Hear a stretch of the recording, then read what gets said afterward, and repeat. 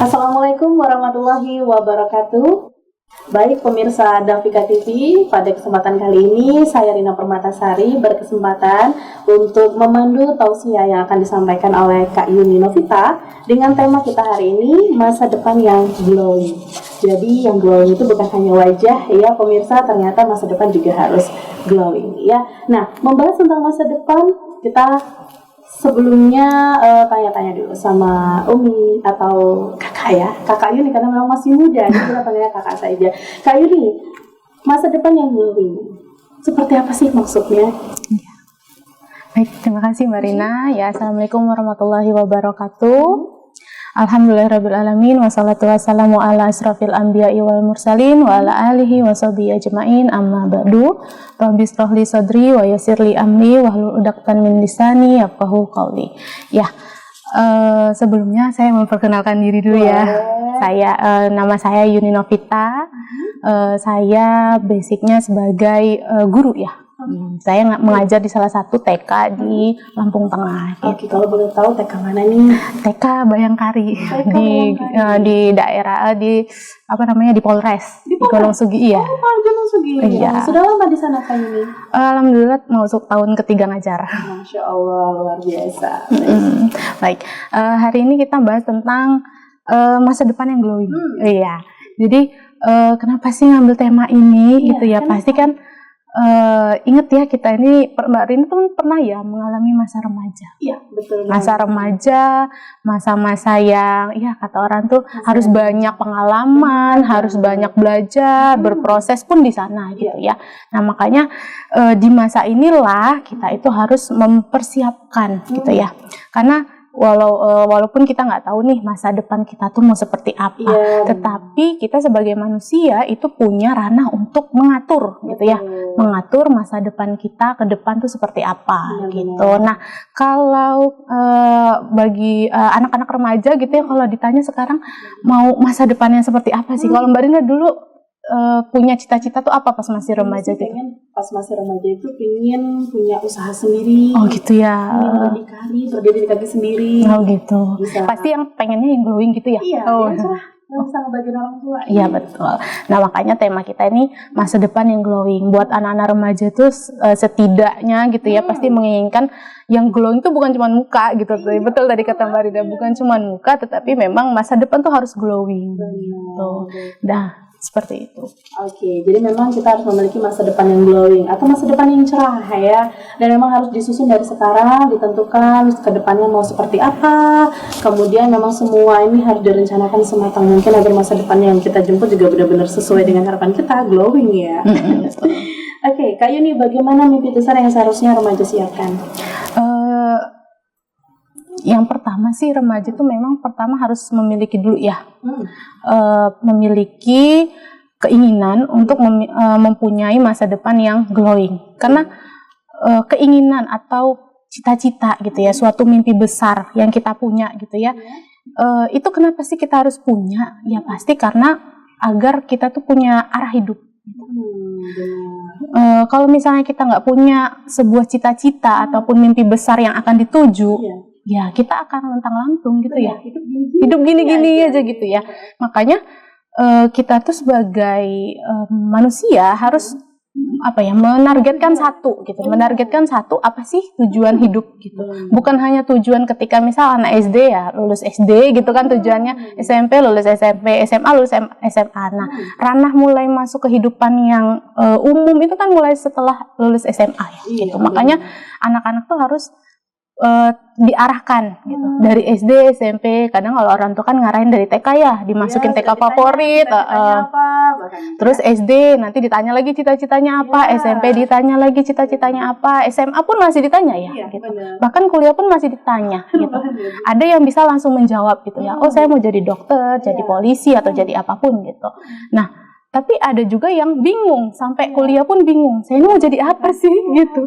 Mau jadi Spiderman atau Ultraman gitu kan? Nggak ada yang tahu gitu mau jadi apa. Nah makanya setiap orang tuh harus mempunyai mimpi besar. Karena mimpi itu yang akan membawa kita menuju cita-cita yang diinginkan gitu. Karena ya gitu. Jadi mimpi itu adalah energi, Mbak, yang bisa kita lakukan gitu ya, sekuat tenaga kita untuk mencapai cita-cita kita dalam segala keterbatasan, karena manusia ini kan terbatas ya, makhluk yang terbatas gitu. Jadi makanya dia itu harus mengupayakan untuk meraih cita-citanya melalui mimpi besarnya dia ini. Ketika memang sudah mimpi itu ada gitu ya, contoh kayak misalnya mau jadi dokter nih.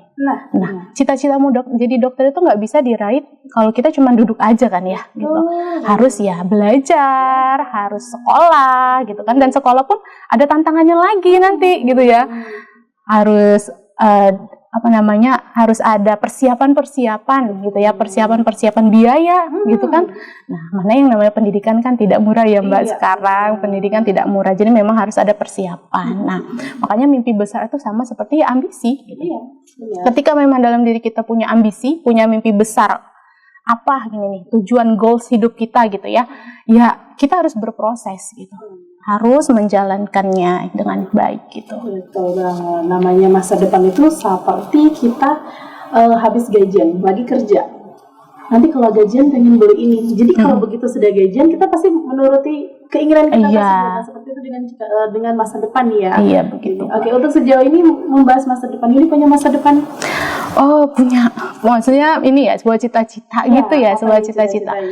Ya, kalau kita sebagai manusia menentukan gitu ya, mimpi besar kita. Kalau sebagai remaja apa sih sebenarnya mimpi besarnya gitu ya.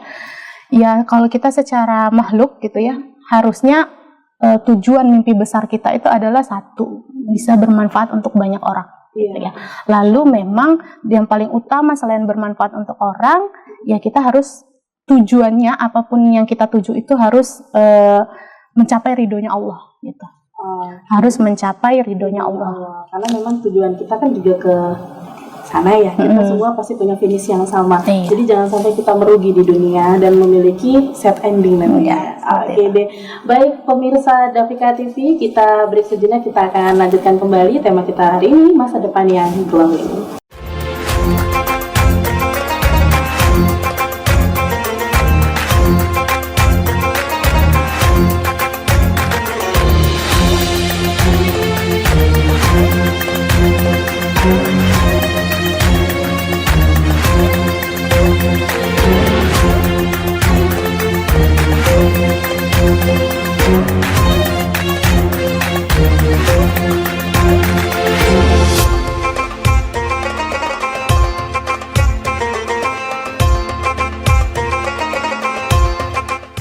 Baik pemirsa Davika TV, masih bersama saya Rina Permatasari dan narasumber kita yang sangat luar biasa di kesempatan kali ini, yaitu Kak Yuni Novita dalam program Indahnya Islam. Masih membahas tentang masa depan yang glowing. Semua orang pasti memiliki cita-cita dan semua orang memiliki masa depan yang cerah, ingin sekali menggapai masa depan tersebut.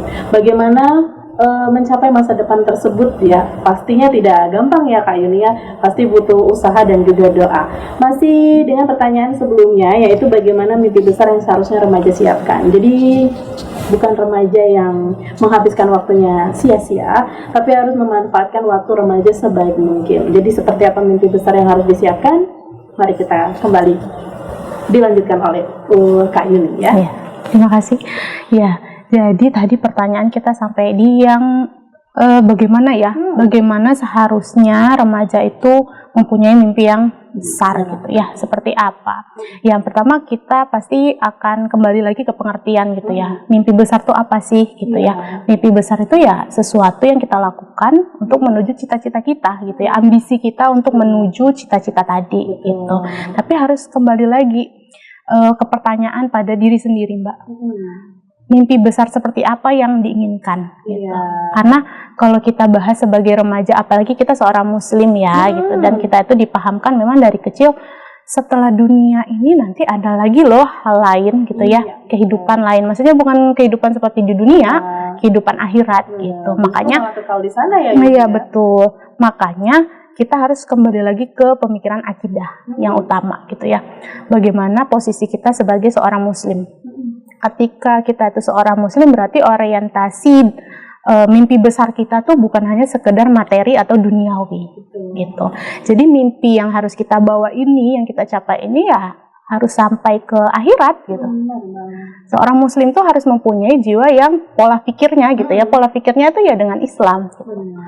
Kalau dia labelnya muslim ya dia harus hidup dengan Islam gitu. Tidak boleh dengan peraturan yang lain, ya hanya peraturan dari Allah. Ketika dia seorang makhluk, ya berarti orientasi mimpi besar dia itu harus yang sesuai dengan perintahnya Allah, tentang sesuai dengan ridhonya Allah gitu.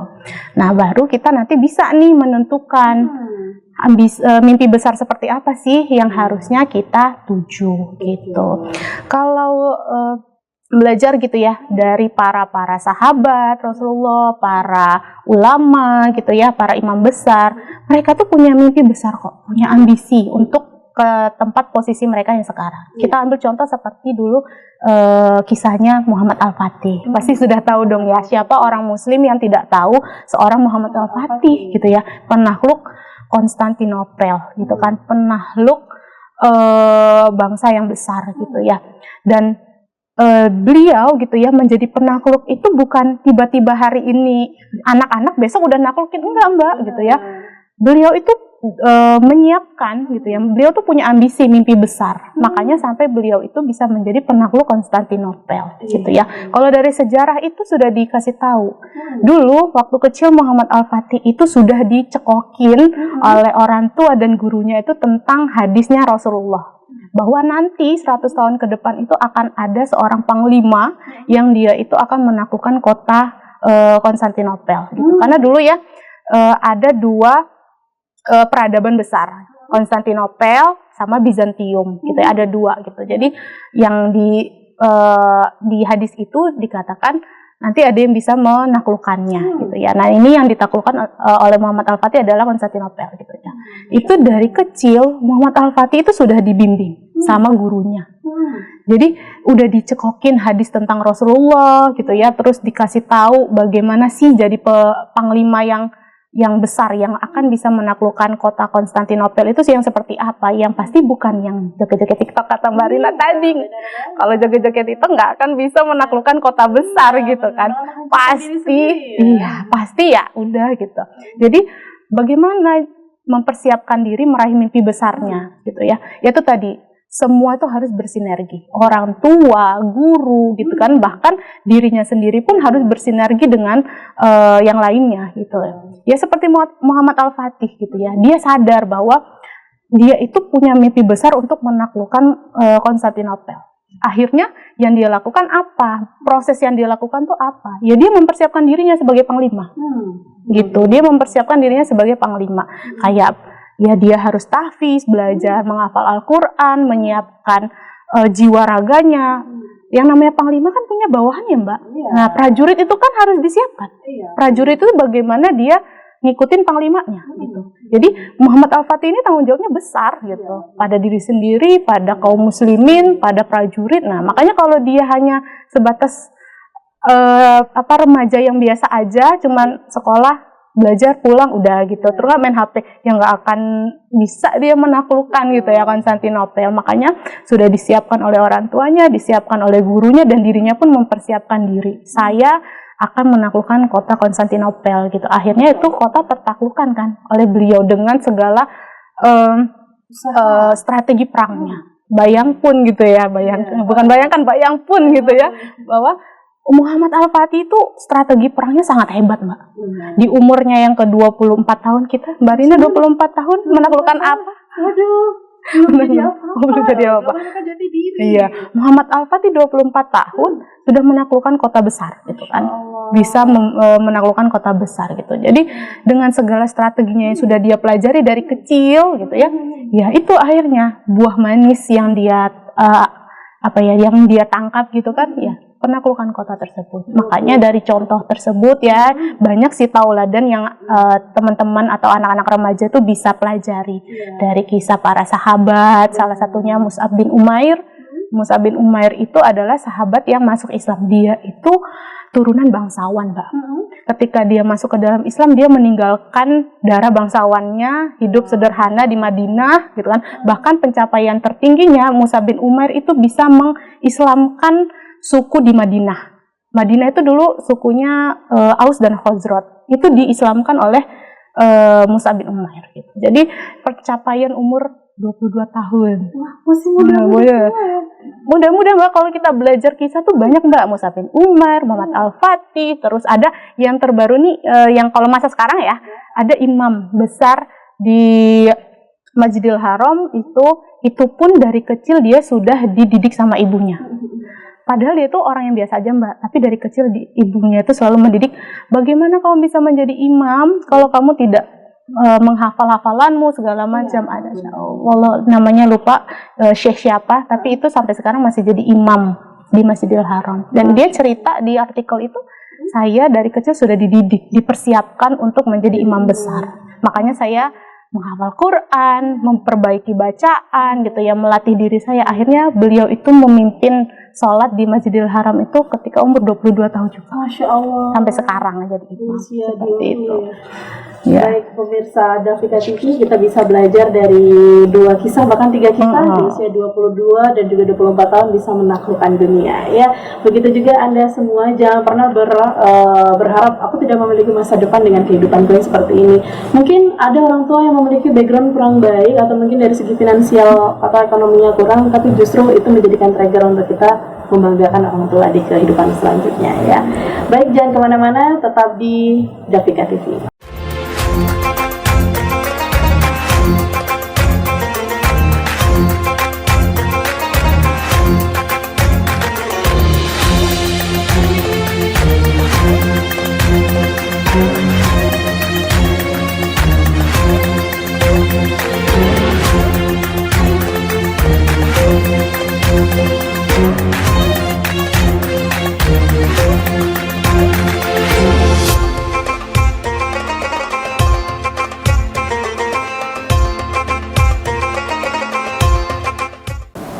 Baiklah pemirsa Davika TV, masih bersama saya Rina Permatasari dan Kak Yuni Novita. Terkait masa depan yang glowing memang masih ada pembahasan lebih lanjutnya. Berada di segmen terakhir, Rina akan ajukan pertanyaan selanjutnya kepada Kak Yuni. Bagaimana memantaskan diri untuk meraih masa depan yang glowing? Semua orang memiliki masa depan, bahkan masa depan itu wajib kita miliki. Seperti apa prosesnya? Nah, ini yang harus kita tanya oleh Kak Yuni. Bagaimana Kak Yuni? Iya, oke.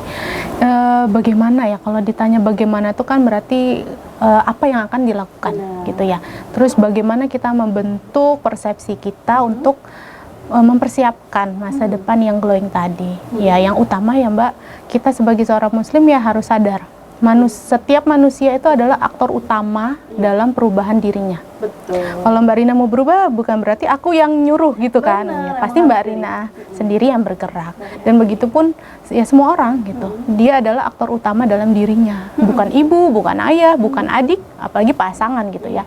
Bukan. Tapi memang dirinya itu harus menjadi aktor utama gitu dalam perubahan hidupnya. Nah, itu dulu pertama yang harus kita pahami, bahwa perubahan itu tidak akan berjalan atau tidak akan terjadi tanpa kita yang berjalan sendiri gitu. Mau kita tiduran gitu ya, rebahan di kasur, kita pengen jadi glowing pun ya harus ada usaha, pakai skincare, beli skincare gitu kan, merawat diri pagi siang malam gitu ya. Kalau nggak gitu kan ya udah bentukannya gitu, seperti gitu kalau tidak dirawat gitu kan. Nah, begitupun masa depan. Kalau kita tidak mempersiapkan dari sedini mungkin gitu ya, karena waktu itu berjalan ya Mbak. Waktu itu selalu akan terus berjalan. Hari ini ya akan berbeda dengan besok gitu.